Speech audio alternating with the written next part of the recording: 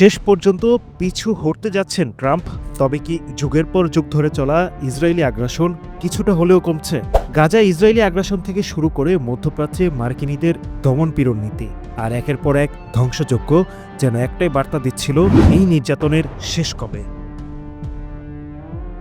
বাংলাদেশের প্রথম immunity booster সমৃদ্ধ ফ্যান্টাস্টিক হ্যাপি এনার্জি বিস্কিট। গত কয়েকদিন বেশ হুমকি ধামকির পর ইরান ইসরায়েল যুদ্ধে যুক্তরাষ্ট্র সরাসরি অংশ নিবে কিনা তা নিয়ে ছিল প্রশ্ন। হোয়াইট হাউসের press secretary Karoline Leavitt president ট্রাম্পের পক্ষ থেকে জানিয়েছেন, এ বিষয়ে সিদ্ধান্ত নিতে আরও 2 সপ্তাহ সময় চেয়েছেন ট্রাম্প। ইরানের সঙ্গে আলোচনার একটি বাস্তবসম্মত সম্ভাবনা সামনে রয়েছে। আলোচনার অগ্রগতি হবে কিনা তা বিবেচনায় রেখে আমি আগামী 2 সপ্তাহের মধ্যে সিদ্ধান্ত নেব যুক্তরাষ্ট্র এই সংঘাতে প্রবেশ করবে কিনা। এর আগে বিবিসিকে দেয়া এক সাক্ষাৎকারে ইরানের উপপররাষ্ট্রমন্ত্রী সাইদ খতিবজাদে হুঁশিয়ার করে বলেন, আমেরিকা যদি এই সংঘাতে জড়ায় তাহলে পুরো অঞ্চলে নরক নেমে আসবে। যুক্তরাষ্ট্র যদি এই সংঘাতে জড়ায় তাহলে গোটা অঞ্চলে নরক নেমে আসবে। এটি আমেরিকার যুদ্ধ নয়। অবশ্য ট্রাম্প এখনও কৌশলগত অনিশ্চয়তা বজায় রাখছেন। ইরান ইস্যুতে সাংবাদিকদের একাধিক প্রশ্নে তার জবাব, আমি হয়তো করব, হয়তো করব না। বিষয়টা অনেকটা এরকম, ইরান ইস্যুতে ট্রাম্প যে আসলে কি চান নিজেই জানেন না। তবে গোয়েন্দা রিপোর্ট বলছে ট্রাম্প ইরানের ফোর্দো পারমাণবিক কেন্দ্রে হামলার অনুমোদন দিয়েছেন, তবে শেষ মুহূর্তে থেমে গেছেন। কারণ ট্রাম্প চান ইরান যেন নিজ থেকে পরমাণু কর্মসূচি বন্ধ করে।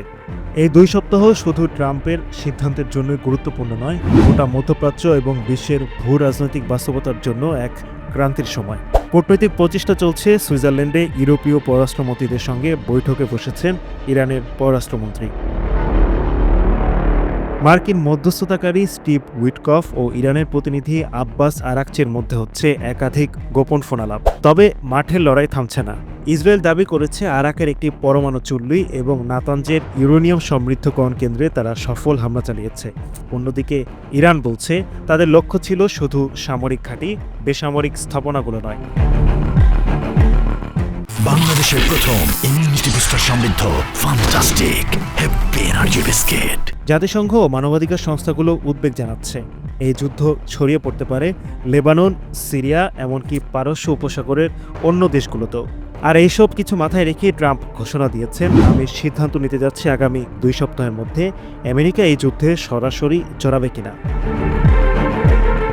সিদ্ধান্তটা শুধু ট্রাম্পের একার নয়, এর প্রভাব পড়বে হাজারো মাইল দূরের মানুষের জীবনেও। কূটনীতি, যুদ্ধ, পারমাণবিক হামলার আশঙ্কা সব এক জায়গায় এসে দাঁড়িয়েছে। এই 2 সপ্তাহে হয়তো নির্ধারিত হবে বিশ্ব শান্তির দিকে যাচ্ছে নাকি আরেকটি ভয়াবহ যুদ্ধের দিকেই এগিয়ে যাচ্ছে। Adnan Delwar, NTV online.